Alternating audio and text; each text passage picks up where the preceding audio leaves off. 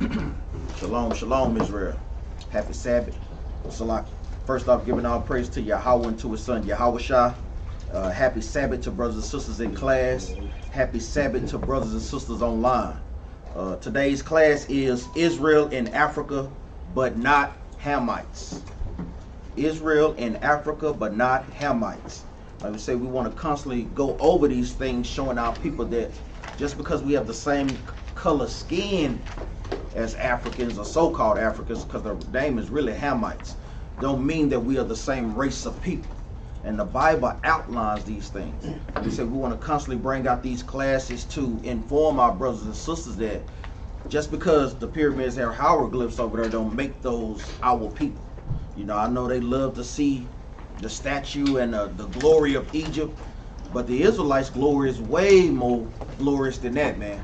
So we're trying to get brothers and sisters to wake up to their true heritage, leave off from these bywords and proverbs. These things is very, very important, because when you still thinking as an African, those things is not going to profit us anything, man. That's why we call ourselves African Americans today. You know, so we want to touch on these things even in this class. Give me this first precept, Isaiah chapter 30, verse 1. Get the chill out. I'm trying out. Soldier Samuel.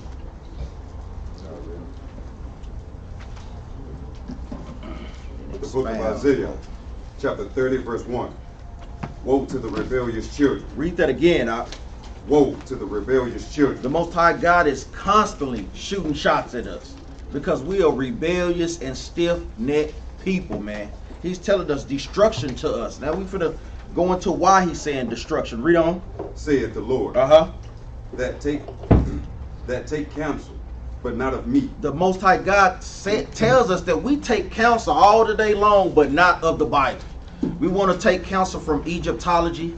We want to go to the hieroglyphs of Egypt. We want to read the Gilgamesh epics. We want to read the book of Enoch, the book of Jasher. But we don't want to take the counsel out of the law, statutes, and commandments. These are the things that's going to help us get to the kingdom. These are the things that's profitable to us. No other book is telling us how we got in this position, and more importantly, how to get out of the position that we in, of this lower state, of the oppression that we in. Read on up. And they cover with a covering, but not in my spirit. So we cover ourselves with a covering, but it's not of the spirit. Not of the spirit of the Most High God. What is the spirit according to the Bible? John 6:63. The words of the Bible. Inside the words of the Bible is found the law, our history, the things that we should and should not do. That's the spirit that we need to be covering ourselves with. Read on up. That they may add sin to sin. So when we go into these other doctrines, what are we doing? Read that again up. That they may add sin to sin. All we doing is adding sin to sin, because when brothers and sisters is into Egyptology, next thing they're going to do is what? Word of Ankh. Going to idol worship. Going to worshiping other gods and so forth. Like we say, thinking that the woman is God. Like we tell brothers and sisters, a lot of times they're using it just to get some nuke from sisters, man. Puff sisters' head up, boy, say it. Like I say, loop de loop. There they go. So a lot of times these things, we got to understand that, guess what? We got to come up out of that mindset of thinking as Egyptians when the Most High God put us above the Egyptians, man. Like, why would you want to be equal to a person or beneath a person when the Most High God set you above those people, man? These are the things that we constantly need to tear down, these lies, these strongholds. Read on up. That walk to go down into Egypt. Read that again, That walk to go down into Egypt. That walk to go down into Egypt, because even during the Assyrian captivity, our people was always looking for help from the Egyptians. Even like today, the modern Egyptians is who? Who are today's Egypts? Spiritually. Africans?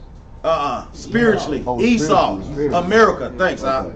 America. Even today, spiritually, our people love to look to the white man for everything, man. When all we need to do is look to the Most High God for everything. Our strength lies with the Most High, not with the white man, and damn sure not with the Africans. Read on up. And have not asked at my mouth. And ain't even asked at the Most High God mouth. Like the Most High God tells us, he'll give us anything that we need if it's according to the law or according to his will. Like we say, you ain't praying for that S550. You don't need that to become the class. You just need something to get you to class. Like, it's nothing wrong with having nice things, but when that's your main vocal point, that's when you're going off. That's when you put things above the Most High God. Read on out. To strengthen themselves. To do what? To strengthen themselves. Our people love to strengthen themselves in Egyptology, in philosophies that don't profit them anything. Read on out. In the strength of Pharaoh. In the strength of who? In the strength of Pharaoh. In the strength of Pharaoh, because they talk about King Tut. A lot of times they don't even understand King Tut was beating the hell out of beating the hell of our people, man. Even on the hieroglyph, they don't understand the people that's in the background with the fans. Those are us. We ain't living in lavish with King Tut and so forth, with Queen Nefertiti and so forth. No, we wasn't those. We was the ones that was in slavery under them. Read on. And to trust in the shadow of Egypt. And to trust in the shadow of who? Of Egypt. And our people love to trust in the shadow of Egypt. Read on out. Therefore shall the strength of Pharaoh be your shame. Read that again out. Therefore shall the strength of Pharaoh be your shame. And it's telling us the strength of Pharaoh is going to be our people's shame, because when they come out there trying to come with Egyptology or African nonsense, guess what? The Bible is undefeated every single time. Even with the brother we did with last week, brother didn't even want to leave because he was so convicted in the spirit, man. Did not want to leave because he knowing brothers giving him the understanding of the scripture. He's starting to see, like, guess what? The Africans didn't come over here in slavery. Hell, even over here the Africans don't deal with us, man. He knowing this, but he still can't put the pieces of the puzzle together. Read on up. And the trust in the shadow of Egypt, your confusion. And that's why people are so damn confused in this society, because their trust line Egypt. Their trust line that they thinking that they're Africans. Just because they got us from the west coast of Africa don't mean that we are Africans. Like I always say, how the hell you gonna be two continents, America and Africa?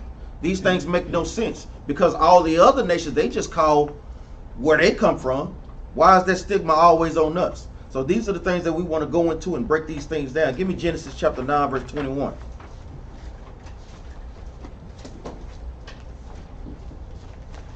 Because even with the, we know a lot of times where these stigmas come from, even with how the early Christian church used to say that we were the curse of Ham. But even when we read in the scriptures, nowhere do it say the curse of Ham. It says the curse of what?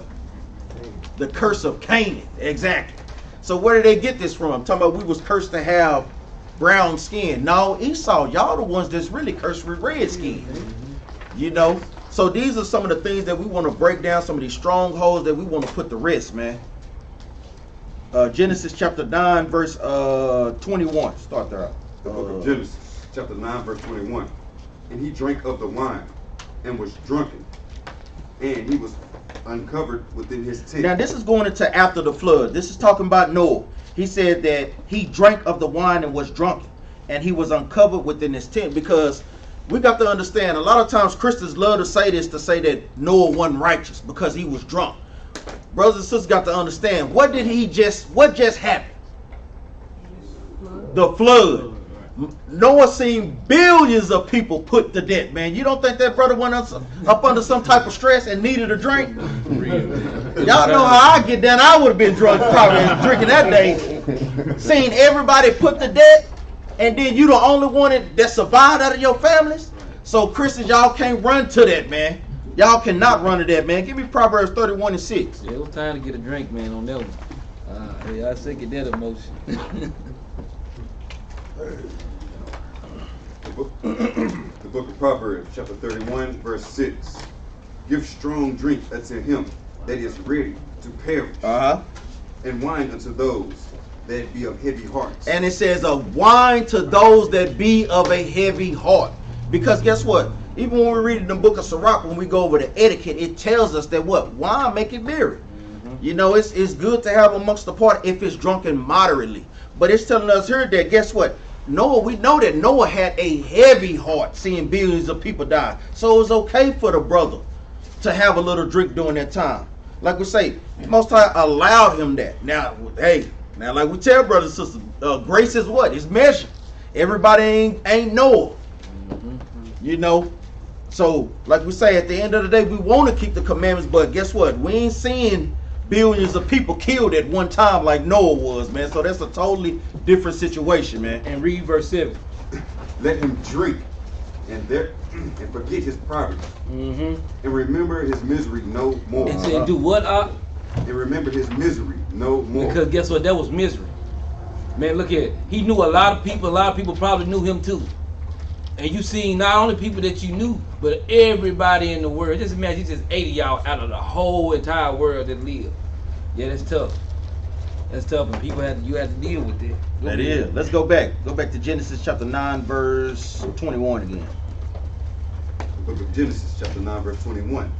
And he drank of the wine and was drunken, and he was uncovered within his tent. And Ham, the father of Canaan. It says Ham, the father of Canaan. Read on up. Saw the nakedness of his father. Now, you know that the Bible goes twofold for a lot of things. When it's talking about nakedness, it's talking about literal nakedness, not having clothing on, and also a spiritual nakedness, which is what? Sin. Sin, exactly. Read on. And told his two brethren without. And Shem and Japheth took a garment. So which one is this? The literal or the spiritual? Literal. Literal, exactly. Because it's telling you he took a garment, which is clothing. Read on up. And laid it upon both their shoulders. And went backwards. So they covered their father and walked backwards, because the law tells us in what? That we're not supposed to what? See our parents naked. That's right. Leviticus chapter 18 verse 7. We're not supposed to show our children our nakedness, and vice versa. That's being moral. Just like, so if, guess what? Some of you Israelite women and men too, y'all walk around you drawers and stuff, you out. That's going off. You can't do that. When you got children, that you can't do that. You don't do that, man. We don't roll like that, man. But some people do roll like that. So just in case you didn't know, now you know. Read that again, verse 23. And Shem and Japheth took a garment and laid it upon both their shoulders. And Shem and Japheth. Shem. And Shem and Japheth took a garment and laid it upon both their shoulders, and went backward, and covered the nakedness of their father. Read on, and their faces were backward, and they saw not their father's nakedness. So they doing this because guess what? They had understanding of the law. That's why the Most High God to a degree saved them. But even out of those three, we're going to see which one he was dealing with. Read on up. And Noah awoke from his wine, and knew what his younger son had done unto him. So we know he knew what Ham had did, mocking him while he was naked, while he was drunk and so forth. You know, the Bible tells us not to be doing those types of things. So Noah knew, the Most High God put it on his spirit to know these things. Read on up. And he said, cursed be Canaan. No, cursed be Ham. Cursed be Canaan. So where do we get, like I say, our Christian counterparts running with this doctrine talking about the curse was on Ham? No, the curse was on Canaan. They used that to justify slavery. They used that to justify calling us inferior to them. Read on up. A servant of servants shall he be unto his brethren. Now the Most High God is pronouncing prophecy judgment on Canaan for that. He's saying, cursed be Canaan, a servant of servants shall he be to his brother. Now we knowing that Canaan, within Canaan, is going into the so-called Africans. So the Most High God, even in Genesis, pronouncing them that guess what? They was going to be our slaves. They was going to be our servants, even during this time. Read on up. And he said, blessed be the Lord God of Shem. No, of all three of them. Of Shem. So we knew to an extent that the Most High God was dealing with everybody, but he made it specific in verse 26. He's letting you know that guess what? Out of those three brothers, guess what? I'm only going to be dealing with Shem. Who comes up out of Shem? That's right. Abraham, Isaac, and Jacob. And the 12 tribes of Israel. This is where they get the term Shemitic from. Semitic, Salakia. They leave off the H. We know that Esau is very clever with these things, man. And they play on our people ignorance because they don't understand definitions of words. So when they talking about brothers and sisters as anti-Semitic, brother, I come out of the lineage of Shem. So how can I be against myself? You know, these things make no damn sense, man. Read on up. And Canaan shall be his servant. God shall enlarge Japheth. So he enlarged Japheth. Japheth is some of the nations that populate the islands of the world. You can go into like the some of the Indonesians, some of the Polynesians, some of the Hawaiians, some of them, not all of them though. Read on. and he shall dwell in the tents of Shem. So now he's giving a prophecy concerning Japhet. He said, Japhet, he shall enlarge Japhet, and he shall dwell in the tents of Shem. The tents meaning the tabernacles. Who was the earth given to? The Israelites. So this is letting you know that Japhet is just renting our places, man, for a while, till we come into our power. But when you have a servant and your servant owns things, who does it really belong to? That's right, us, the masters. So when you got a servant and he owns things, like Shem is, like Japhet is renting the earth, he's dwelling in our tents right now, meaning the islands off the coast. Those islands really belong to who? The Israelites. Hawaii. Because guess what? The whole world belongs to Israel. Right. Who got that precept? For the world I made it thy sakes. Brother should know that. Isaiah. Give me 2nd Ezra. I want this. 2nd Ezra? Yeah, 2nd Ezra chapter 6 verse 54.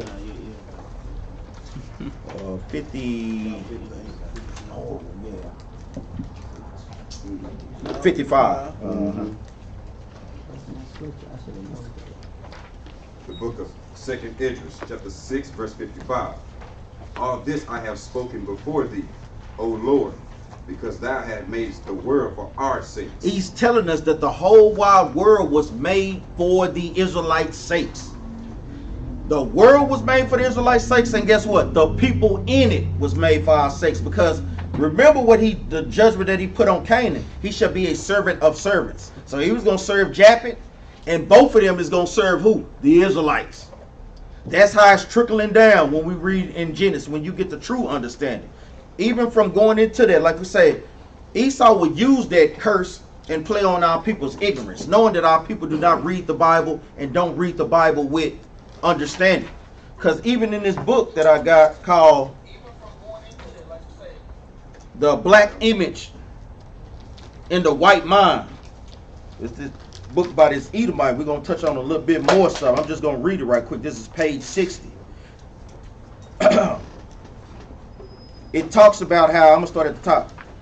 James D. B. DeBow, editor of DeBow's Review. This was a review during the time of slavery where Christians or so-called white men would write editorials to justify slavery and so forth. And this is one of it. It says a major source of pro-slavery doctrine encouraged Fitzhugh's assault on a free society and liberal ideas. Fitzhugh, when you read about him, he was also a pro-slavery Edomite. It says, but he also opened his journal to the ethnological school, actively endorsed the views of men like Cartwright, Josiah C. Note, and John H. Van Everett, who defended slavery almost exclusively on the basis of racist anthropology, arguing that the Negro was so radically inferior to the Caucasian that his destiny in America was either brute servitude or extermination.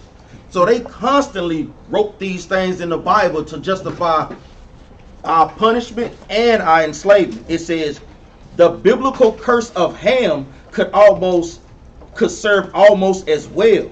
So even when they're saying that, it's not lining up with the Bible. So that's why we tell brothers and sisters, it's good to go into these books, but you want to make sure that you filter these books through the Bible. Because the Bible just said that, guess what? Curse be Canaan. Nowhere did it say curse be Ham. Like I said, nowhere did it tell you that that Ham curse was his pigmentation. That's where the Book of Mormons come into play. Because Esau know who he is in the Bible. He know the only person that was cursed is Cain and Esau in the Bible. They know these things, man, so they play on our people ignorance. They know that, guess what, for Cain killing his brother Abel, that the Most High God took his pigment away from them. So now they playing a reverse psychology game. So these things is very, very important. It says the biblical curse of Ham could serve almost as well. And in the hands of writers like Matthew Eates and Joshua Priest, it became a judgment of God. So now they took that stigma, that those lies, and made it the truth. That's why Esau controls archaeology.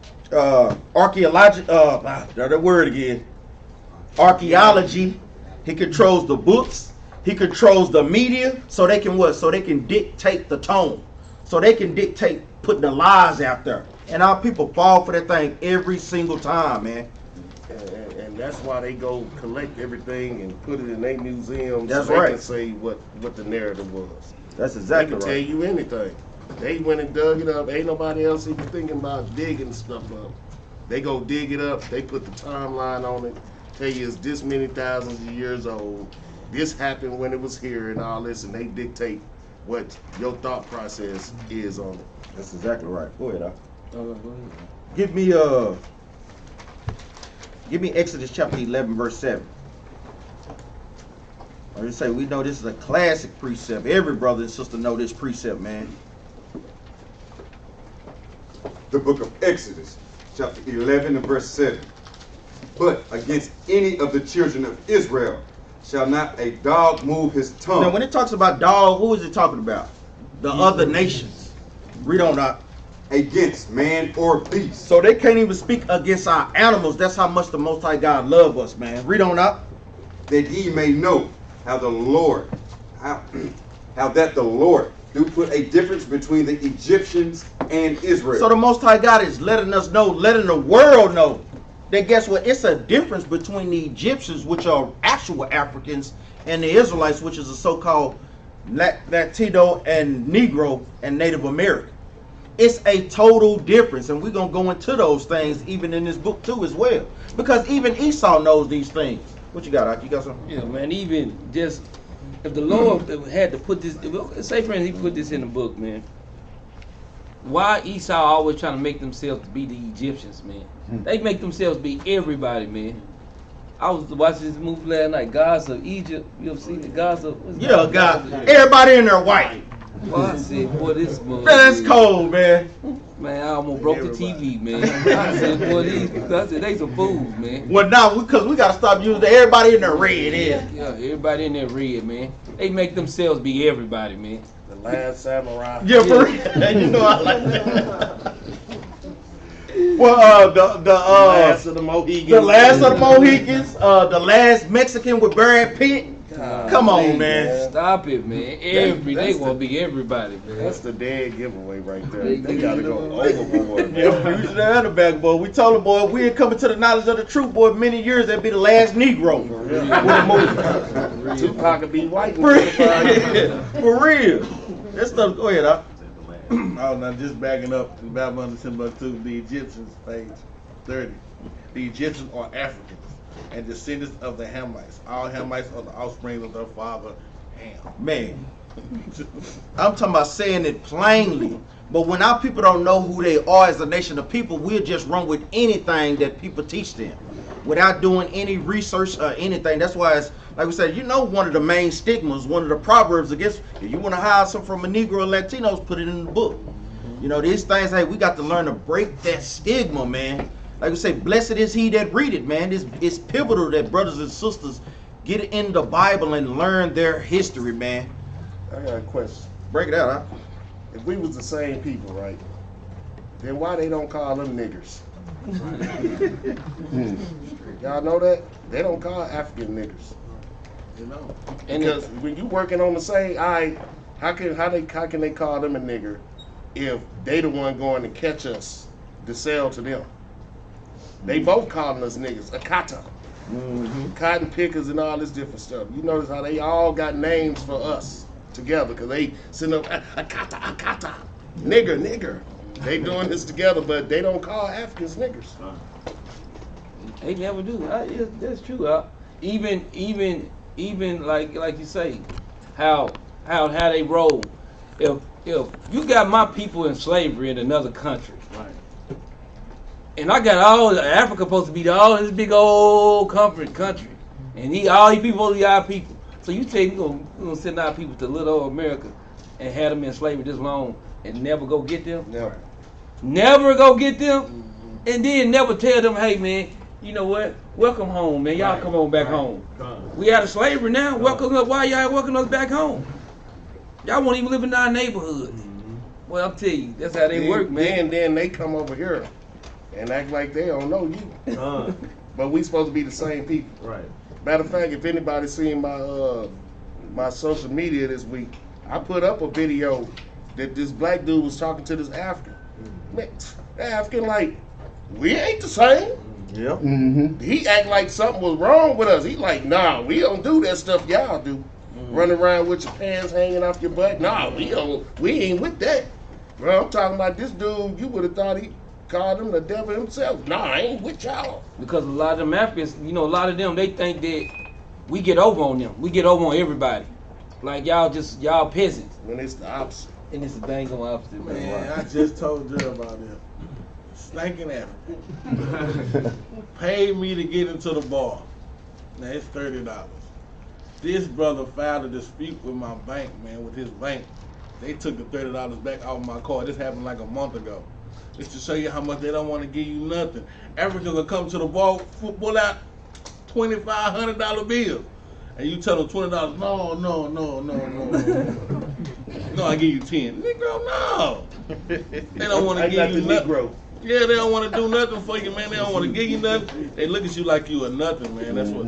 It's just totally opposite how they treat us and how they treat them. How come they don't call them Negroes? For real, If man. we the same. Thank you.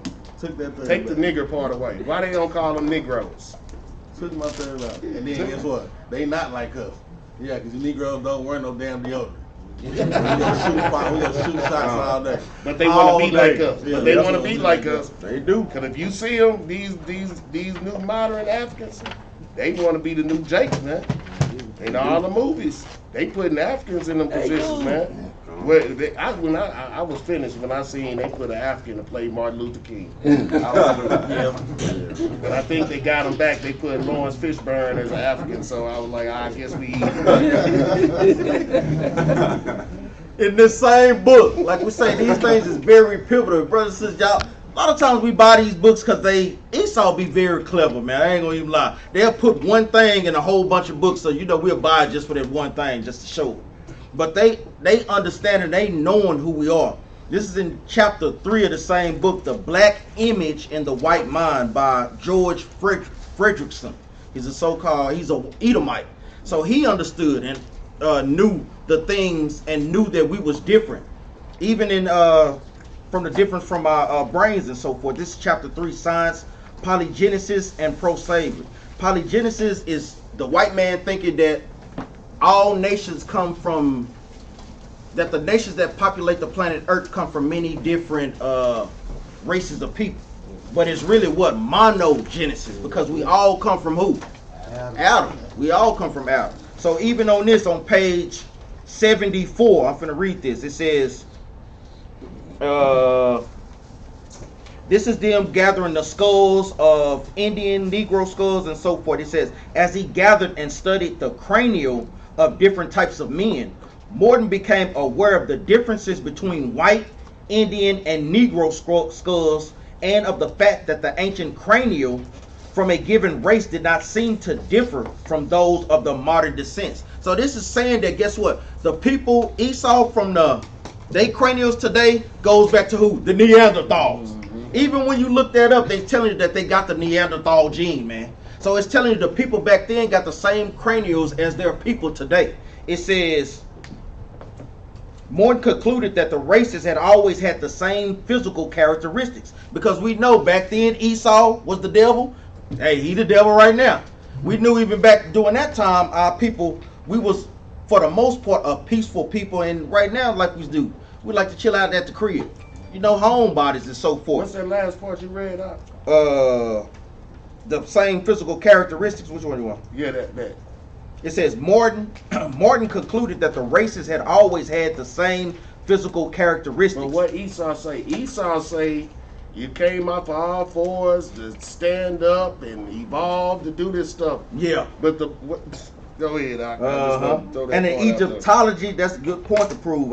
And an Egyptologist who provided him with mummy heads and information about the racial significance of Egyptian tomb inscriptions in cranial Agapitaca. This is a book that describes about the different cranials between the different races. It says, published in 1884, Morton pointed out that both the cranial and the archaeological evidence showed that the Egyptians were not Negroes. I'm gonna read that again. Martin pointed out that both the cranial and archaeological evidence showed that the Egyptians were not Negroes. They saying it plainly. It says abolitionists and colonizationists maintained, and that in fact blacks had been relegated to the same servile position in ancient Egypt as in modern America. So they telling us not only were we different from the Egyptians, that guess what? The Egyptians had us in the same slavery that America had us in. So they knowing that, guess what? That we the Israelites. They ain't gonna say it, but brothers and sisters have to learn to put these pieces together. Like we said, I would say books is very, very pivotal. Because like we say, Esau knows something about us that we don't know about ourselves. What is cranial? That's right. Just to give you a hint, remember in the movie Django? Yeah. I know we're not talking about Egyptians and Africans, but still, they showed you and he let you know that, guess what? We have different skull structures than other people, man. As a matter of fact, when you see one of these big-head Africans, you already know it's an African. You do. Like, man, that boy got an African head. And them feet, too. They should have brought up the feet. Yeah, for real. I'm just saying. They knowing that we totally different from them, man. We just don't know. Now, we know it subconsciously, We know it's but we scared to speak truth to so many lies. So a lot of times our people just run with the lies, man. Give me Exodus chapter 1, verse 1. They try to run with the woman too. Oh, what is the women? Is it? Yeah. So that's why it's so. What's the word? Pivotal. Yeah. It's so that you understand that the man is that the seed comes from the man. Because they'll take, oh, what the women, Hagar. You know what I'm saying? All these lines. You gotta understand. That's how they try to circumvent around Exactly the way you're supposed to go. Right. But let it be a heir to the throne on the line. I bet you go right back to that father real quick. That's As right. long as it ain't kingdoms on the line, we are the woman. It go to the woman. Oh, put a kingdom on the line. Then it's back to the man real quick. Yeah, Bro. fathers. Read that right quick, The book of Exodus, chapter 1, verse 1. Now, these are the names of the children of Israel, which came into Egypt. Every man and his household came with Jacob. So when I'm glad that I got brothers and sisters read these things over, because these things, like we say, very, very important for brothers and sisters to understand the history. Now this goes back to what? When the brothers sold who into slavery? Joseph into slavery. So the Most High God blessed that thing, even though they couldn't see it. It was a blessing for them to, guess what, go into Egypt, because the Most High God was going to bring a famine upon the earth. So he used them to put them in Egypt to, guess what, survive during that time. Read on out. Verse 2. Reuben, Simeon, Levi, and Judah. Issachar, Zebulun, and Benjamin. Dan and Naphtali, Gad and Asher. Read on out. And all these souls that came out of the loins of Jacob were 70 souls. For Jacob was in Egypt already. I'll read that again for Joseph. For Joseph was in Egypt already. So it was 70 souls in Egypt. But next thing you know, guess what? Well, we was multiplying, man, like rabbits out there. Like I said, it's going into the fact that, guess what? We are more and mightier than any nation on the planet, man. Any nation. Read on out. And Joseph died. And all of his brethren. And all that generation. So Joseph died and all his brethren. But guess what? Children's children, grandchildren's, nieces, nephews. Read on out. And the children of Israel were fruitful and increased abundantly and multiplied and waxed exceedingly mighty. And the lands were filled with them. The land was filled with them. Read on out. Now there arose up a new king over Egypt. Because even during this time, I know a lot of times, even with Egyptologists, like, y'all don't have any inscriptions. They don't never even say, yes, it do. It talks about these things. It talks about Joseph, because like we say, they even changed his name. We finna get that as well. They even changed his name to Ziphnap-Peleg. You know, even going back to the curses when, like we said, even before we was a nation, the curses was upon us. They was even doing that during that time, man. So it's evidence, but they overlooked those things. Because even during this time, during the time Israel was in there, this was during the 17th and the 18th dynasty. Because Egypt is cut into three parts. You got the old kingdom with the old pharaohs, you got the middle kingdom, and then you got the new kingdom with so forth, with like King Tut and King Ramses and Seti the first and so forth. King Ramses' daddy, or Pharaoh Rez, or however the hell you say it, they daddies and so forth. So we was doing that time, and when you brothers go and extensively look up this history, you see that these point to the exact timeline. Read on up. Which knew Joseph, which knew not Joseph.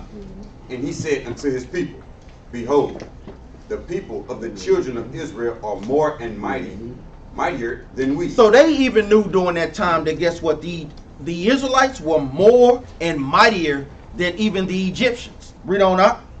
Come on, let us deal wisely with them. So he had a plan to do what? Come, let us deal wisely with them. When it talks about dealing wisely with them, doing what? Send our people over us to be taskmasters, so y'all can go at each other instead of going at the real threat. Like even what they do, even in today's society, you got that coon Negro supervisor that just got the position, and then he acting worse than Esau up in that thing.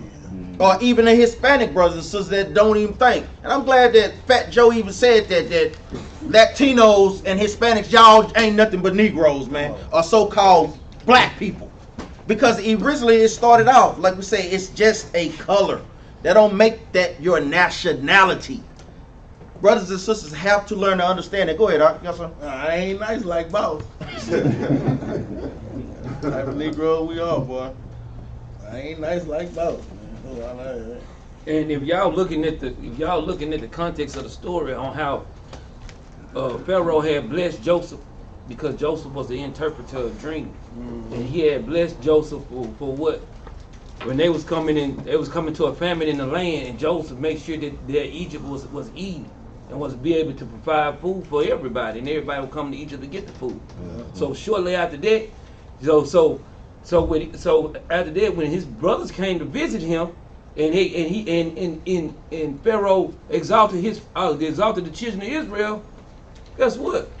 It was good until all of them, like the story said, until all of them died out. So when after all of them died out, guess what happened then? That's when they said, okay, see how many of them is right there? That's a whole bunch of them right there, man. They way more than us. So now, at this point of the story, guess what they trying to do? Hey, man, if we don't do something about them, they gonna overthrow us, man.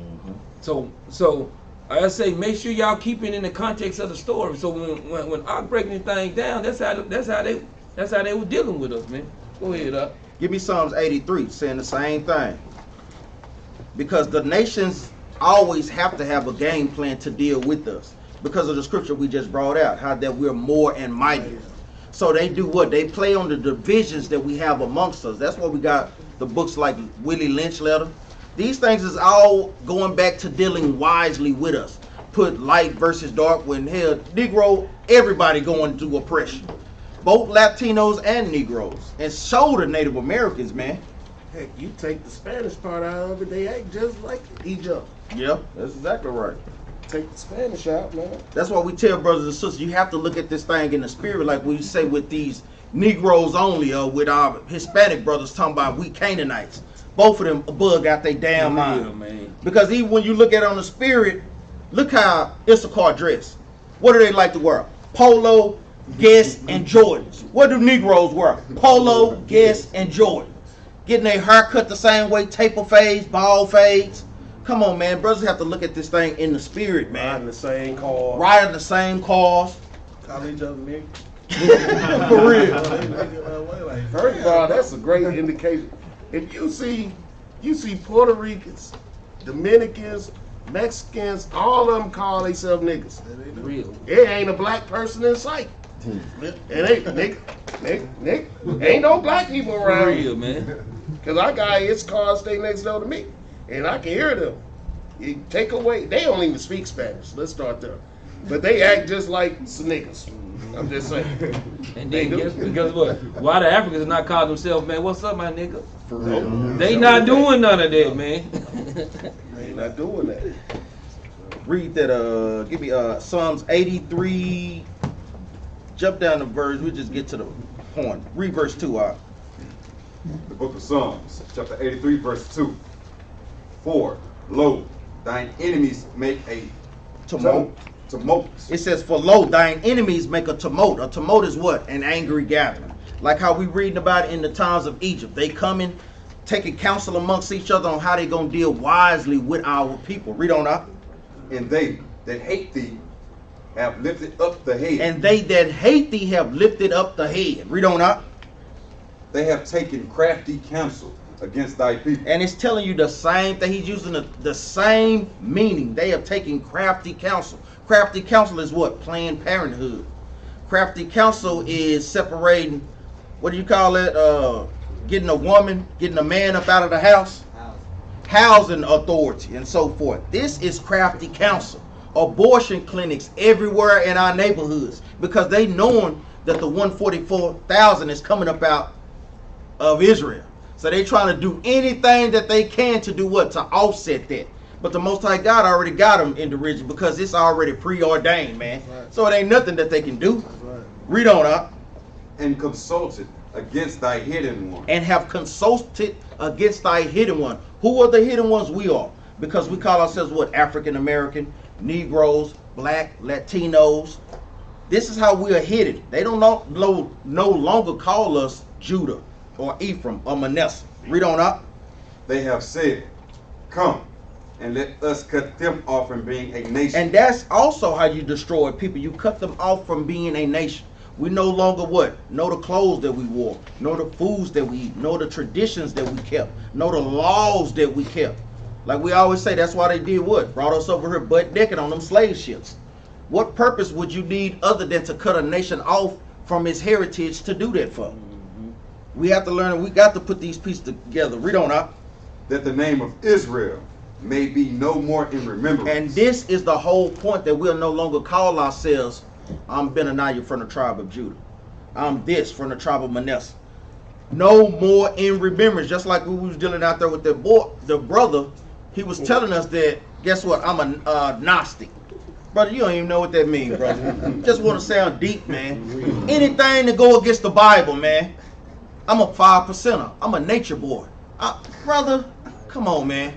And then we breaking it down, all praise to the Most High. We hope, because that ain't the first time we done dealt with the brother, man. Right. You know, we hope that, guess what? Most High, we plant the seed and somebody come back and water that thing, man. But I know that it convicts brothers in their spirit when we bringing out the curses in Deuteronomy 68. Negro ain't no Africans been on no slave ships. Like I asked them, they always put that stigma on us. Would you ever sell your people into slavery? No, you wouldn't, man. So why we the only ones that sold our own people into slavery, man? And you know what? For years of being on the street, you ask every single person every single person said, no, I wouldn't do it. That's right. We ain't never seen not one person never said that I would do it. Nobody says this, man. You said, brother, I'm talking about, man, they could be scoffing all day long. We asked them that one question, brother, would you sell your people in slavery? No, I won't sell them slavery. What they got to do with anything? Like, brother, you do all this scoffing. But that's telling you it's a difference between us and them, man. That's right. Clearly. Go ahead, up. Let's go back to Exodus chapter 1, verse 10. It's clearly a difference, man. The look, the style, the customs, all that, man. The book of Exodus chapter 1 verse 10. Come on, let us deal wisely with them, lest they multiply. And it come to pass that when they falleth out any war, they join also unto our enemies. Read on up. And fight against us. Mm-hmm.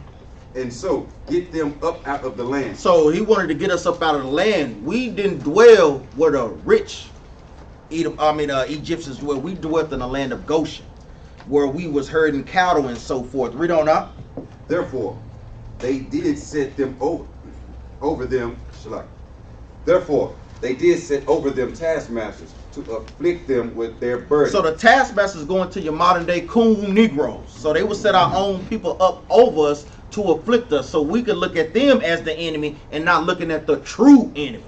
Even like today, how Esau would be out there beat down people, but he would use our people to beat them. That's why, guess what? That thing gonna be double fold. Like we always say, when you use Ham to beat Esau, and Ham beat yourself while you at it. No, that thing gonna get paid back. Read on, huh?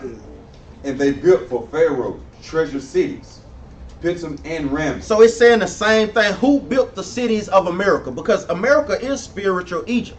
Who built these cities? Treasure cities like the Capitol, what they was tearing down, like the monuments, like the White House and so forth. Who built these things? Go ahead, I got a question. So, this is just a cut at the other side, the fake Jews. They act like they did this. Why they don't never talk about it? For real. Why they don't never talk about how they was in slavery in Egypt and built the pyramids like the Bible say in the Torah? That's just a question. I'm just throwing that out there. And it's saying the same thing like how we just read in the book, in the black image of the white mind. We was enslaved under the Egyptians. It was so-called a dark race enslaving a dark race. See, Esau was crafty with playing color and racism. Right. Because they use it because that's all our people think about is the color, You're not looking at the nationality. They made race and color synonymous with each other. Right. Go ahead, Al. No, that's in the Babylon symbol too. Exactly. Give me Genesis chapter 15 because I know a lot of times even during this time the thought was when brothers and sisters first started to awake that this prophecy was going into us being over here in captivity for 400 years. How long have we been in captivity over here in America? Do any brother know? A little bit over 400. It's been about 430, somewhere like that. It's the exact number is 403 years. But that's just for who? That's just for Judah. Yeah. Brothers tend to forget that. Sisters tend to forget that. When did the so-called Hispanics come over here? Well, when did Christopher killing Columbus come over here? 1490. Yeah, they was So first. exactly. So when you multiply, when you do the math on that, we've been over here all together 530 years. So even this prophecy, what we finna go to, was not talking about doing this time over here. It was talking about doing the time in Genesis. Give me that in Genesis 15 and 13. The book of Genesis, chapter 15, verse 13. And he said unto Abram, know of a surety that thy seed shall be a stranger in the land that is not theirs. So what is this going into? This is going into Abraham, the Most High God giving them a prophecy that guess what? The children of Israel will be in bondage to the Egyptians. This is not talking about America because we've been over here way longer than 400 years. Read on up. And they shall serve them, and they shall afflict them for 400 years. For how long? 400 years. Give me Exodus chapter 12 and verse 40.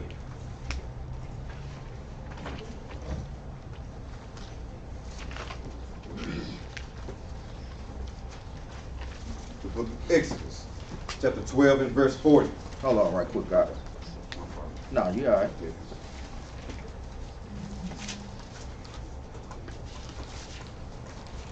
Hey, Capt. Well, we get on to Exodus 1. Y'all hold all precepts. You know we always coming back and forth and precepting out of there. Go ahead, read that. Brother Book Sam. of Exodus, chapter 12 and verse 40. Now the sojourning children of Israel who dwelt in Egypt was 430 years. Read that again. Now the sojourning children of Israel who dwelt in Egypt was 430 years. So this is the prophecy that Abraham was pointing to, the 430 years. Because like we said, we've been over here way longer than 400 and some years. So this is that prophecy. Make sure brothers and sisters write that next to that. Jump up to verse 39. Verse 39. And they baked unleavened cakes of dough, which they brought forth out of Egypt. So we knowing and going back to when we do the Passover class, that's why we eat unleavened bread cakes, because we didn't have enough time to put the leaven in the dough. We had to hurry up and get the hell up out of Egypt, man, because we knew that the Most High God was going to smite the firstborns of everybody. Read on up. For it was not unleavened, because they were thrust out of Egypt and could not tarry, neither had they prepared for themselves any victual. So let's go back to Genesis chapter 15 and verse 13 again. Genesis chapter 15 verse 13. And he said unto Abram, know of a surety that thy seed shall be a stranger in the land that is not theirs. This is why we have laws in Leviticus chapter 25 verse 35. Because the Most High God knew that we were strangers in the land. So when we deal with our brother strangers, we're not supposed to deal with them like how the Egyptians dealt with us. This is the Most High God setting the tone. He's showing us how they dealt with us. No, when your brother come into the land, when he fall on hard terms and got to come to the land of Judah or to the land of Manasseh, you don't treat him like you would do the real strangers. You treat that brother with love. He is not your slave. He's just a hired servant. That's all that he is. Read on up. And shall serve them, and they shall afflict them for 400 years. Read on up. And also that nation whom thou shalt serve will I judge. Will he what? Will I judge. Each time we go into captivity, the Most High God does what? Judges that nation. So a lot of times we hear brothers and sisters say, well, y'all did it to yourself. Yeah, we did it, but the Most High God gonna do it to them too. That's just the love that he has for us. He's always is judging the nation. What do you think he's gonna do to America? He's gonna bring a judgment on America that ain't no other nation seen before. So bad that ain't nobody even gonna dwell over here no more, man. You still got people dwelling over there in Babylon. You still got people dwelling over there in Egypt. Read on up.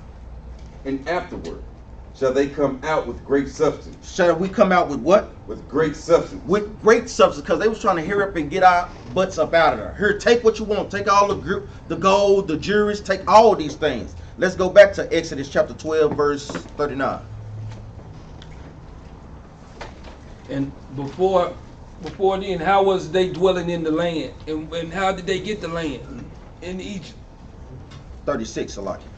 Let me touch this right quick. Let's go to Genesis chapter 47, verse 6, verse 5. This is how they end up getting the lands in Egypt.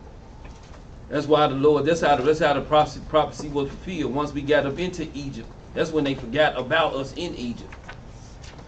Genesis chapter 47 and start at verse 5 right quick. This is the book of Genesis, chapter 47 and verse 5. And Pharaoh spake unto Joseph, saying, Thy father and thy brethren are come unto thee. So now this is after Joseph revealed himself to his brothers, because Joseph had kind of he disguised himself when his brethren came. So he presented himself to his brother. Then once his father came to see him, he presented his father to Pharaoh, and Pharaoh said to them. Read this out. The land of Egypt is before thee. In the best of the land, make thy father and brethren to dwell. Read. In the land of Goshen, Goshen. Let them dwell. And if thou knowest any man of activity among them, then make them rulers over my cattle. So guess what? So Pharaoh showed Joseph. He showed Israel. He basically showed Israel favor in the land of Egypt at the time. Jump down to verse 11 now. Verse 11. And Joseph placed his father and his brethren and gave them a possession in the land of Egypt, in the best of the land, in the land of Ramses, as Pharaoh had commanded. As Pharaoh has commanded. So that area in Goshen, which was Ramses, in the same area, he had blessed the children of Israel. So, like, going back into the story where going back to the storyline where I was reading it in Exodus chapter 1, that gives you the understanding that we had got the land of Egypt. Then from that part, that's how we end up going in captivity in Egypt. Go ahead, Let's go to Exodus chapter 12 and verse 36.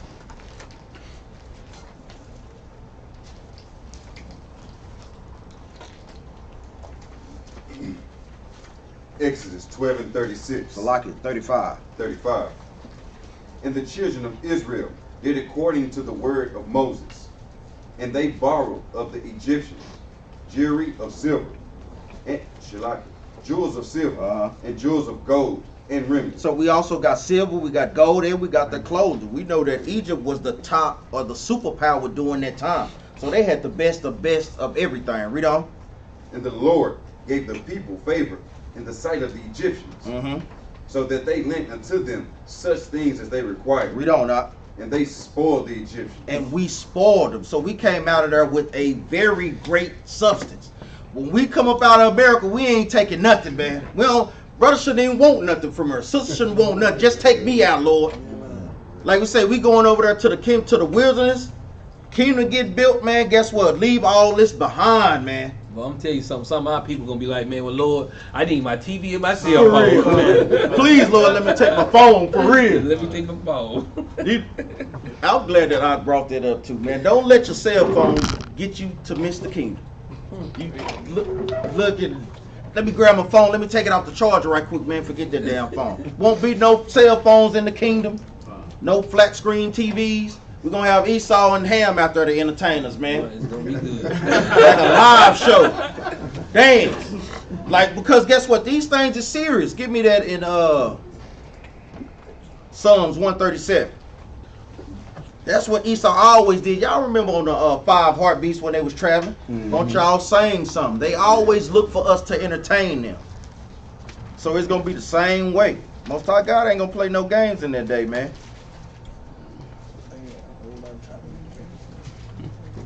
Psalms 137 and start at verse 1.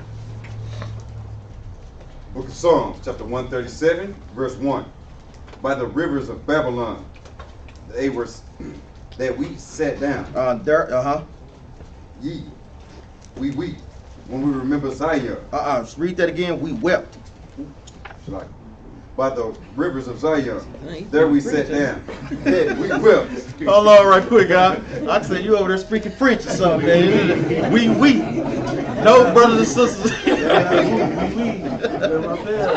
Start over. I'll take the time. You all right, huh? Take the time. Psalms 137, verse 1. Hold up. I wasn't even on that page. I said, hey, let me go over there.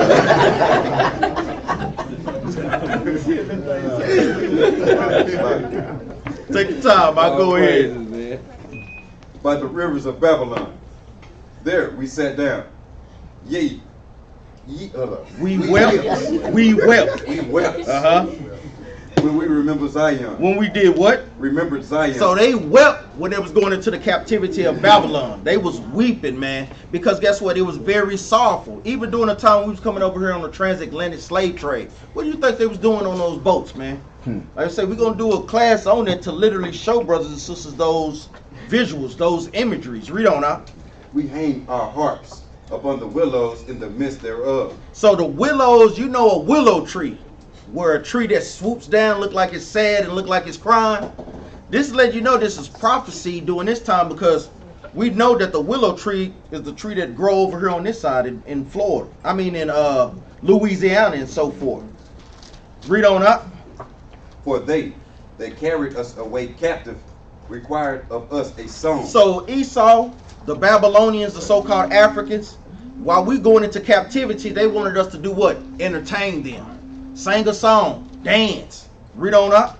And they wasted us, required of us mirth. Mirth is going into what? Entertainment. Read on up. Sing us one of the songs of Zion. Read on up. How shall we sing the Lord's song in a strange land? And he telling you, how we gonna sing the Lord? How I'm gonna be in the spirit to sing when you take me into captivity, man? But they had to do that. Most High bringing judgment, because guess what? We was breaking the commandment. And they still do it. That's right. They still white. That's why you got the Lil Waynes and the Will Smith. Now they do it freely. Freely. That's right. I'm talking about Stockholm at his best, man.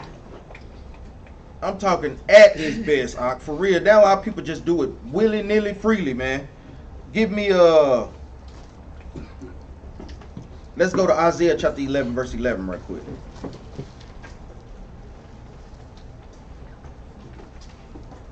So our people was in Egypt, even during that time, like we say, for 430 some years. The Most High God brought us out of the land of Egypt. But even while we was amongst the Egyptians, we knew that guess what? We were not them. This is the thought. We have to continue to remember the thought. Like we said, this is why we tell brothers and sisters, this is the worst captivity, because this is the only captivity we don't know who the hell we are. Other captivities, we knew who we were. We just feared Esau. But this one is a way worse one, man. You got to show brothers who they are, even a harder time to show them who they are. Like I say, brother, you an Israelite. Brother, no, I'm not no Israelite, man. Brother, you are Israelite, whether you want to believe it or not. Because these curses apply to you. Then when you start to go through the curses, brothers, your family come over on slave ships. Yeah. Are you oppressed as a nation of people? Yeah. You getting our people getting shot down? Yep. Brother, you Israelite. No, I still don't see that though. Brother, you just agreed to that. But our people will do what? Reject the Bible. Read this, The book of Isaiah, chapter 11 and verse 11. And it shall come to pass in that day that the Lord shall set his hand again, the second time, to recover the remnant of his people. Of who people? Of his people. Of all people. Of his people. Read on, Doc. Which shall be left from Assyria. Assyria, that's where we still are at. Read on, Doc. And from Egypt. And from Egypt, it's still some of our people over there in Egypt. Read on. And from Pathros. Pathros is upper Egypt, which is really the lower part of Egypt. That's Esau being dumb, man. Read on. And from Cush. And from Cush. Cush is what? Ethiopia. Read on. And from Elam. Elam is East India. Read on. And from Shinar. Shinar is going into Mesopotamia, in between Babylon, Iran, and Iraq. Read on. And from Hamath. Hamath is going into Syria. Read on. And from the islands of the sea. And from the islands of the sea, like Hawaii, Indonesia, Australia. We got some of our people everywhere. Now, the bulk of our people is where? Over here in the Americas. Because we hear brothers shooting shots at the charts and stuff. But, brothers, when you in the spirit, hey, brother, you can understand and see. We're not saying everywhere. But guess what? The majority of our people are here. And guess what? Where your chart is? Well, we're going to debunk the chart. Bring a chart forth so everybody can go through their chart and see if that chart is right. That's what you need to do. Everybody that got a problem, bring forth your strong reason, man. Yeah, dang, a lot of people, they talk, but they never bring forth their strong reason. Oh, that chart ain't right. It isn't it. Okay, brother, well, show what's the real thing. Because if you say something wrong, then you must know the right way. Show us the right way. How can you say something wrong when you ain't got nothing to back it up? You got to have something right to show something wrong. You can't tell a child, hey, no, don't run across the street because you'll get hit by a car. Guess what? You know that's pure facts. If you run across the street and you don't look where you going, guess what? You eventually will get hit by a car. Some days it might not be no cars on the road, but guess what? Keep on doing it and not looking. Guess what's gonna happen? You're gonna be flying in the air like, dang, he was right. Because this is one of the things, I know we're going to get into it. Give me Joel chapter 3, verse 1. Oh, yeah. Got a little something. Oh, praise God.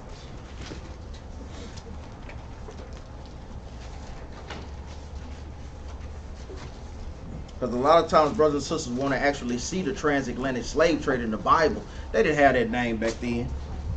You know, you can't look at Isaiah, why you didn't write it that way? Brother, you need to study the way the Most High God told you to study. And then you will get the understanding in the spirit. It's not going to be the way that you want it to be. I'll get that by accident. Because they keep dropping out. Give me Joel chapter 3, verse 1. Because we pull Isaiah to show that our people are scattered everywhere. So even when brothers teach them, one of the main things, what's your father? That's one of the main things that we tell brothers and sisters, because it's not about color.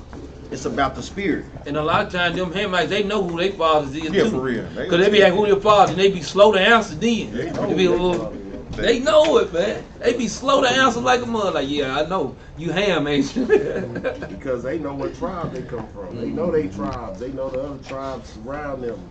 So they know where they come from. They got their last names. You know what I'm saying? They know what village they people come from. So it's easier to say where you come from when you know this information. Exactly. So we the only tribes out of Africa don't know nothing. Come on, man, you crazy. Read that out. The book of Joel, chapter 3, verse 1. For, behold, in those days, and in that time, when I shall bring again the captivity of Judah and Jerusalem. So he was going to bring again the captivity. It's going to describe the captivity. Read on. I will also gather all nations, and will bring them down into the valley of Jehoshaphat. So you got to understand, even in verse 2, it just did what? Change the context. Now he's going into what? Future judgment. Even like how we always explain, a conversation can take a turn at the drop of a dime. It's the same way with the scriptures. He said, I will also gather all nations and bring them down into the valley of Jehoshaphat. That's over there in Israel. That's where Armageddon is going to take place, which is called the Valley of Decisions. Jehoshaphat. Read on out. And will plead with them there for my people and for my heritage, Israel. So he's going to plead with the other nations. Is God going to beg and plead, please let my people go? No. He's going to plead with fire and by sword. Read on up. Whom they have scattered among the nations and parted my land. They part the land between who? The so-called Jewish people and the Palestinians, which are the Arabs today. Read on. And they have cast lots for my people. Nigga sold to Master Weaves down in West Virginia. Nigga sold to Brother Smith down in North Carolina. That's what it means when it talks about casting lots. Read on up. Putting them on the auction block. And have given a boy for an harlot. So they gave a boy for an harlot to make him a breeder. To make what? More slaves. Read on up. And sold a girl for wine, that they may drink. And they were selling our sisters for wine that they what? Could get the sister drunk and do whatever they wanted to with the sister. Go ahead, huh? Now watch this. And This is selling her out of- also. This out of the Britannica, Encyclopedia Britannica, under the slave trade. Segments of the global slave trade that transported between 10 million and 12 million enslaved Africans across the Atlantic Ocean to the Americas from the 16th to the 19th century. It was the second of three stages of the so-called triangular trade, in which arms, textile, and wine were shipped from Europe to Africa, because slaves from Africa to the Americas, and sugar and coffee from the Americas to Europe. So they just confirming what the Bible say. When it say they sold us for wine, it was also arms and things of that nature too. That's the same thing they saying. That's right. The same thing that the Bible is saying. And you know what? Them Africans still come to try to go to the bars and clubs to try to get our sisters drunk. They do. They do the same thing, man. So they can take them home, man. And go ahead, huh? And you know what? And the Arabs do the same thing. They exploit our sisters in our neighborhood. Sisters, guess what? Your child ain't got no Pampers? Okay then, you want some Pampers today? You know what you got to do. They do this, man. You think it's be a joke? They seriously do our sisters this way, man. Them Africans stuff be on in them what you call 7-Elevens. Guess what? Yeah, they be looking at them sisters like, yeah, y'all niggas going on out this door, man. We got something. Yeah, y'all sisters, y'all can stick around. Y'all men can go. And even in some of these places, we think that slavery is really done away with, but in some of these third world countries, they still have our people in hardcore bondage. Like in places in countries like Yemen, over there by Ethiopia, they still have our people over there in hard bondage, man. Like these things is not just totally done away with. Go ahead. Even here in America. That's right. Look how many sisters is missing. Where do you think they going? For real. Into the sex trade, into slavery. That's exactly right. Go ahead, huh? I was say it's tough in Yemen, man. Yeah, it is. It is, man. Jail over there. A lot of some of these places, like in Saudi Arabia and so forth, guess what? Those slaves that they have, those servants, a lot of them is Negroes, like I said, in the sex slave trade. We see these things. Read on up. Verse 4. Yea. And what have ye to do with me, O Tyre and Zidon? And old Tyre and Zidon is going into what? African nations. He's telling you, I don't deal with y'all. Y'all not my people. What have you to do with me? So if the Most High God is not even dealing with these people, what we look like trying to be these people, man? That's right. Read on up. And all the coast of Palestine. The coast of Palestine is going into the Arabs, because just like we was in the transatlantic slave trade, guess what? We was in the sub-Saharan slave trade too. Read on up. Will ye me a Take your time. Will you render? Yeah. Will ye render me a recompense? And if ye recompense me swiftly and speedily, will I return your recompense unto your own head. So the Most High God, you trying to pay me back for choosing them as my chosen people? Guess what? I'm going to pay you back on your own head. So you sold my people into slavery, guess what I'm going to do to you? I'm going to do that same thing back to y'all, man. Read on up. And I will sell your sons and your daughters into the hands of the children of Judah. Read. Ooh, verse 5. Yeah, read verse 5. Jump back up. Oh, snap. I'm trying to get back to the light. I got you. Verse 5. Because ye have taken my silver and my gold. So literally and physically, they robbed our temples, and guess what? We are God's gold and silver, man. We is very precious to the Most High God, man. A lot of times we deal with low self-esteem, but guess what? The Most High God got us in the highest esteem, man. It's time to start seeing ourselves in that same light, man. Read on up. And have carried into your temples my godly pleasant things. Read on up. The children also of Judah and the children of Jerusalem have ye sold unto the Grecians. Read that again. The children also of Judah and the children of Jerusalem have ye sold unto the Grecians. What is this going into specifically? Brothers know. The Africans selling us to into slavery. They're going on selling us into slavery by the Grecians, what we got on the ships and they brought us over here. Plainly put, the transatlantic slave trade. Right. Yeah, but Ak is right. Transatlantic slave trade. This is saying the same thing, but it's not using that word. That's what it said. Brothers have to learn to see the same meaning. Sisters have to learn to see the same meaning without using that terminology like we use today. But it's telling us the children of Judah and the children of Jerusalem have ye sold unto the Grecians. We know who the Grecians are. What? The white man. Yeah. It's telling us he sold Africans, sold us Negroes, sold the children of Judah to the white man. Plainly, man. Read on out. That ye might remove them far from their border. Because when you remove a nation far from their border, guess what? You don't remember who you are. So they had an executed plan for that thing. Like we said, we start thinking that we what? That we Africans. Because we was dealing in Africa. That don't make us Africans. We were just refugees in Africa. That was not our homeland. Read on up. Behold, I will raise them out of the place. Hold on right there. Let me touch on this right quick. Hold your precept. Because even when we read, like we said, that's why we got places like this. You play that up on that side. We got, even when you see this, Oweda, slave coast. Oweda is what? Is Judah. That is another word for Judah. So even this is what you call a 1700 map. This is a map that Esau had made when he was conquering Africa.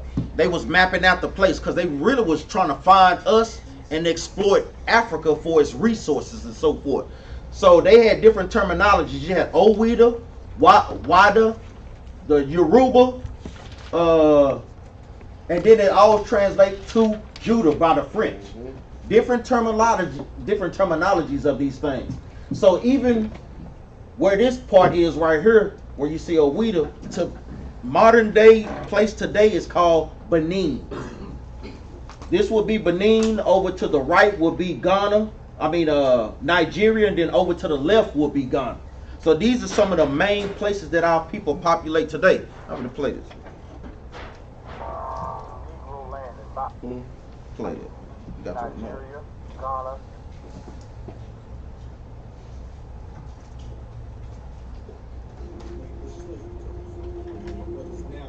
It's called the Gold Coast, a name later given to a British colony in the area.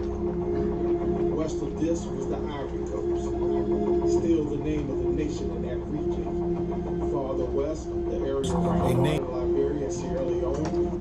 Even on the bill of sales, they never said what? Africans. We finna go to it. It always said what? Negroes. Esau put little subliminal things in there that we never even catch. And I wish so bad, if I would have knew we were going to do this, the colonization of West Africa book, it shows you the distinction, just like he's showing right now. In one part of it talk about Africans, and another part of it talk about Negroes. Mm-hmm. And even when it talked about the Negroes, it talked about how our customs was pretty much, you know how black people so damn nice, we let people get away with murder. Yep. Because we were keeping a law. So it was to the point where somebody could have died in our land and had they possessions. We wouldn't take their possessions. We'd hold their possessions for one of their people to come get it, even if it was the white man. So they loved coming through our land. That's what made us susceptible to these people doing whatever they did to us, especially the Africans around us who rounded us up, because we so free-hearted and so willing to accept everybody to where we let our guards down, just like still today. And we still nice like that, man. But we ain't trying to take nobody's stuff, man. God dang. Like, look at brother left here, man. God dog. But some of you do got but we do got brothers in there laying, yeah. Go on here, leave it home, boy. I got something for you. You know what I'm saying? We do got people like that. We do. But we are as a nation of people, man, we ain't trying to take nobody's stuff. We want nobody to take our stuff either. You know what I'm saying? That's what type of people we are. It remind me of the brother that was doing the Black Lives Matter protest. He was trying to love the police officer. 10 minutes later, they had his butt in handcuffs. He looking like, brother. they your enemies, man. They not trying to be peaceful out here. Brother didn't do nothing wrong, but he don't understand the scriptures that guess what? They are natural born enemies. So y'all need to go look at that movie American Skin. You watch that movie, man. I'm telling you, yeah, because it's a perfect example. Yeah. We want to love on everybody else. Watch American Skin, man. We want to love everybody else, but hate each other guts. Nigga, I hate you, nigga. Man, we got to stop that, man. Real, man. I just get that from Dave Chappelle because he hit it perfectly. I mean, our people hate each other guts, man. Like, dang, we trying to uplift. Even when we telling brothers, brother, you the best thing on the planet. Negro, F you. Brother, I just called you a king, man. Did you just, come on, man. That's just hate, self-hatred at its finest, man. It's either the Pepper Coast or the Grain Coast.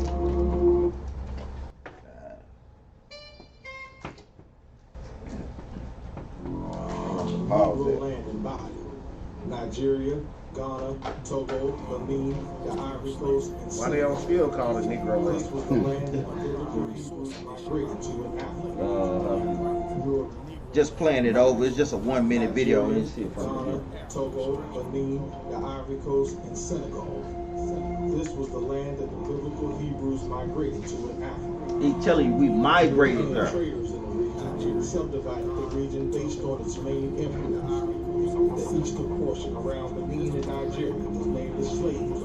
What is now Ghana was called the Gold Coast, a name later given to a British colony in the area.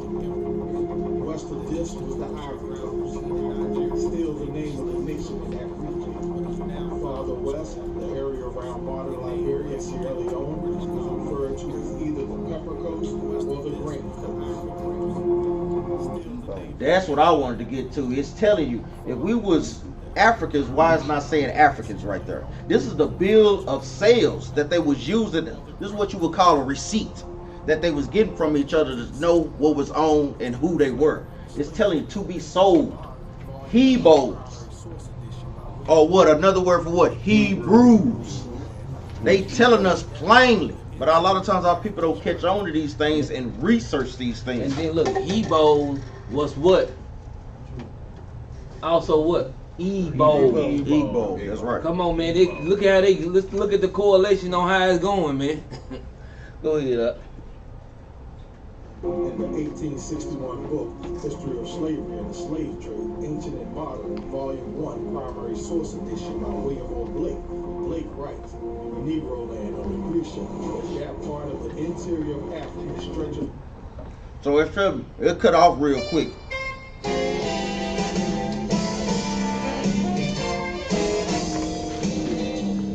He ain't trying to get that, man. You can start preaching the gospels. So even like we said, how we got there, we know that they sold us. Like we said, you got another book called The Negro Question Part 2, the African slave ships that came from Judah. So even point to this, they knew who we were. This is about a brother named Lee B. Cummings. This is page 4. It says, when the European powers carved up Africa, it was the custom of the European kings in those days to send out a cartographer. A cartographer is a map maker to outline and pinpoint its holdings. There was a cartographer in 1747 who went by the name of Emmanuel Bowen.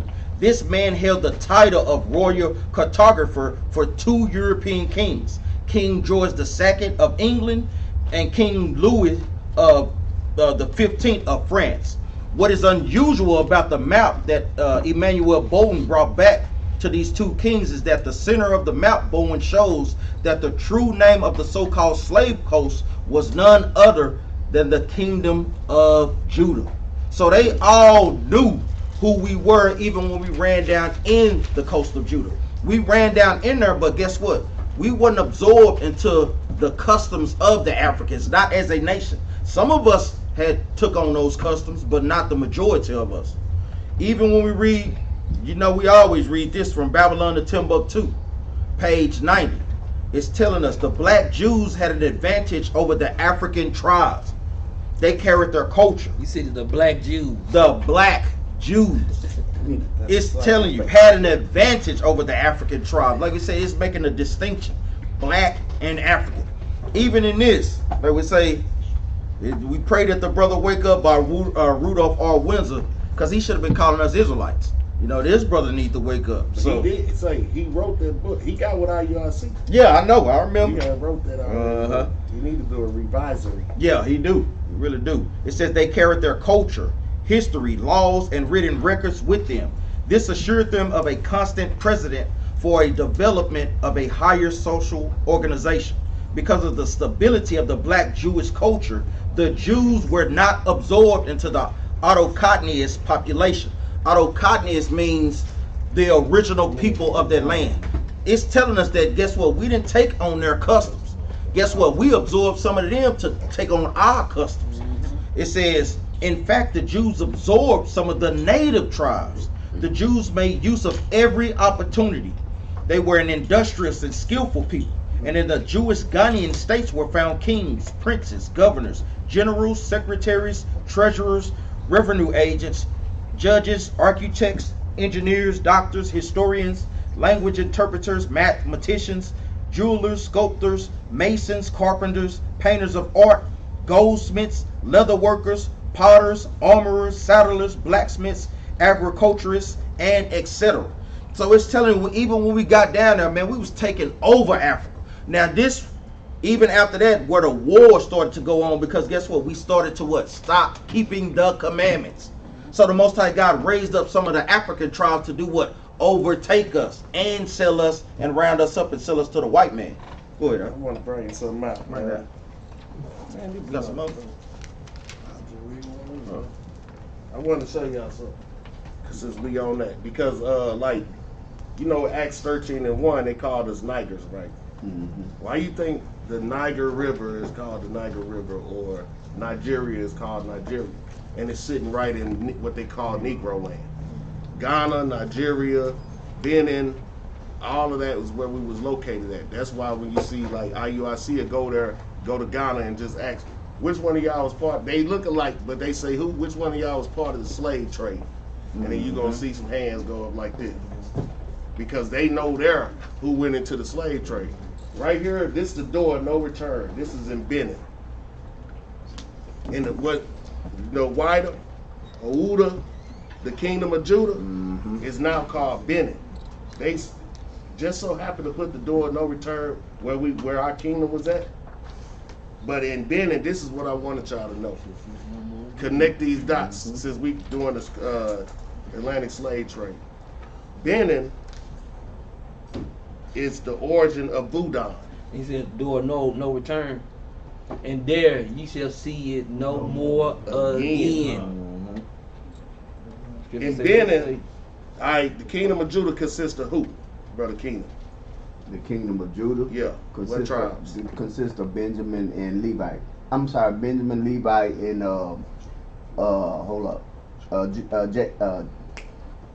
Judah, Benjamin, Levi. Yeah.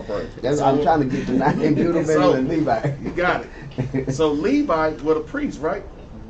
So y'all heard of black magic before, right? Why is it black magic? Because it got to be some good magic. So the priest was the servants of the Most High that was doing His will on the right hand side. But then when you go into the left hand side, what you doing? So Voodoo is practiced by the Fon people of Benin and southern central Togo, as well as Ghana and Nigeria. Same place we from, right? It is distinct from the various traditional African religions in the interior of these countries. It's different. Voodoo is not the same as what the other African countries, other African tribes do in the interior of those same countries. And it's the main source of religion which, with similar names, found among the African diaspora. What do diaspora mean? Diaspora. We just went over that. Dispersed. The African dispersed, which is the Israelites in the Americas, such as Haitian voodoo, Cuban voodoo, Brazilian voodoo, Puerto Rican voodoo, and y'all can't see it, but right up under that, Louisiana voodoo, right?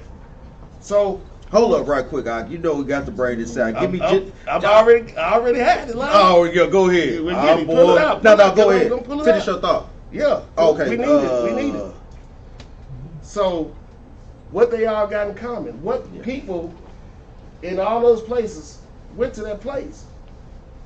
Israel. And especially what tribe? Judah, Benjamin, Levi.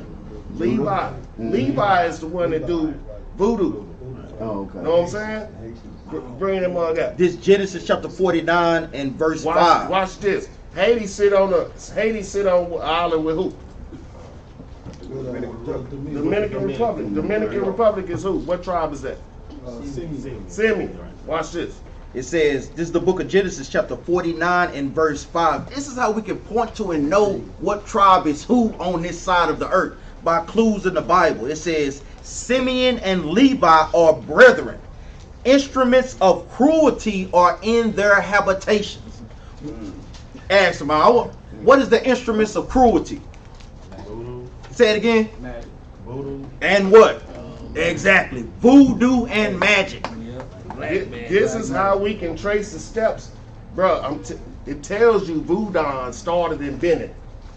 We just went through information letting you know Benin is the kingdom of Judah. So from the kingdom of Judah, they took the Levites, brought them over here to America, brought them over there to Haiti, brought them to Brazil, got them in Cuba, got us all over the place. In Louisiana was a stopping point. The Louisiana, French, Haitians is in Louisiana that do voodoo. This is like breadcrumbs leading you back, man. That's exactly right, man.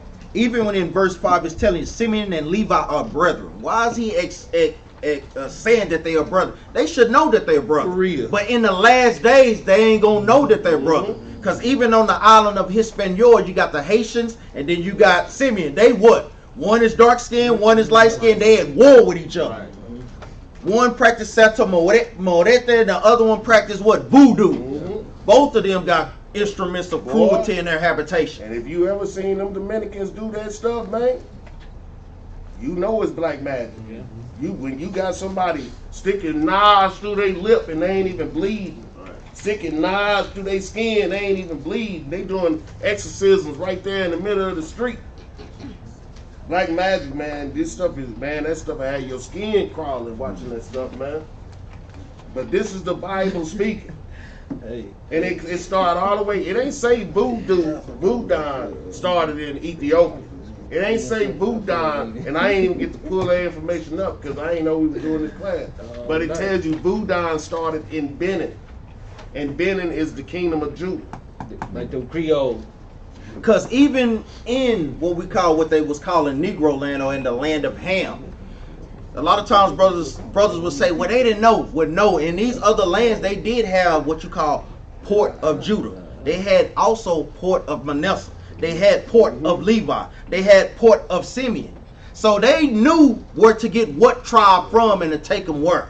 So this is just history that brothers have to research, man. Because these things is labeled on these maps and so forth. Give me Psalms chapter 105 verse 22 right quick. Because you see how many books and videos and stuff you got to pull out just to get one nugget of information. For real. But when you get those nuggets of information and you put them together, you can see that picture coming together. Because a lot of times people thinking wisdom only come from the Egyptians. Our people looking at the things that they have right now, like the pyramids, the hieroglyphs. Man, that's still standing, man. Brother, you don't even know how to read hieroglyphs. So you don't know what it was saying. And who came up with the meaning of the hieroglyphs? For real. Come on, man. He saw her read it all day long. What they call it, the Rosetta Stone? Yeah. They had a little seeing glass thing. They be trying to stroll across it. Well, it seems like it's saying this because this right here, they show you a symbol and say this symbol means this. Like, fool, you don't even know what that even. And they did it with the Mayans too.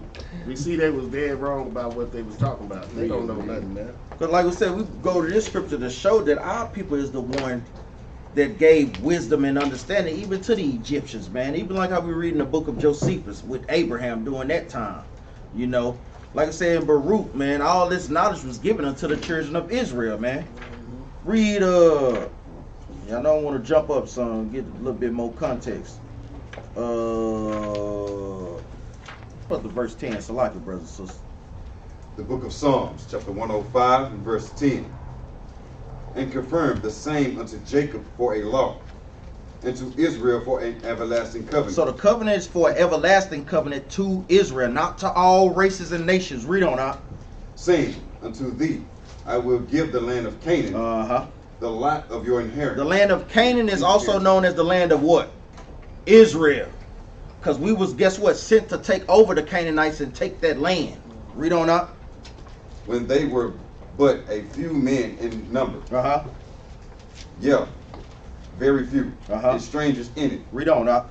When they went from one nation to another, from one kingdom to another people. Going from the nation to, guess what, to get the land of Israel. Read on up. He suffered no man to do them wrong. And that's what we got to understand. When we keeping these commandments, can't no other nation touch us. That's what we tell brothers and sisters. That's why we stress these things. Keep the commandments. This is our protection in this land of our captivity. Read on up. Yea, he reproved kings for their sake. He said he reproved kings for our sakes. To going into what? Pharaoh, Ramses the Great, and so forth. Read on up. Saying, touch not mine anointed. Read that again up. Saying, touch not mine anointed. Read on up. And do my prophets no harm. Read on up. Moreover, he called for a famine upon the land. He brake the whole staff of bread. So he called for a famine on the land. That's why we went into the land of Egypt. Because guess what? Joseph was giving them knowledge on how to live through that famine. Store and save for 7 years, then you will have enough for the next 7 years. Read on up. He sent a man before them, even Joseph. Even who? Even Joseph. Read on up. Who was sold for a servant, whose feet they hurt with feathers. So he was put in captivity, but this was all for a purpose. So a lot of times when brothers and sisters thinking they down and out, you got to think as the Most High God using you to build you back up for something greater, man. Matter of fact, let's go get that precept. Genesis chapter 50 and verse 19. Because this is exactly what like Ak is reading into. Because this is how Joseph was trying to tell, because his brethren fell down on their face, man, when they seen Joseph, boy, they like, man, look, man, they thought the Most High finna bring judgment on them, man, for doing it. But it was all part of the plan. But it was, like you say, it was the plan of the Most High, man. Read that right quick, Ak. The book of Genesis, chapter 15, verse 19. Oh, chapter 50 and verse 19. Chapter 50, verse 19. I said 15. And Joseph said unto them, fear not, for I am in the place of God. Read. But as far as you, ye thought evil against me. But God meant unto good, to bring pass. And it read that old start up, take your time out. Like, Don't read 20. fast, just read loud and clear. And start at verse 19 too. Verse 19. And Joseph said unto them, fear not, for I am in the place of God. Now he's not trying to make trying to say that he is God, but the Most High God was with him. Right. That's why he's basically saying the Most High God gave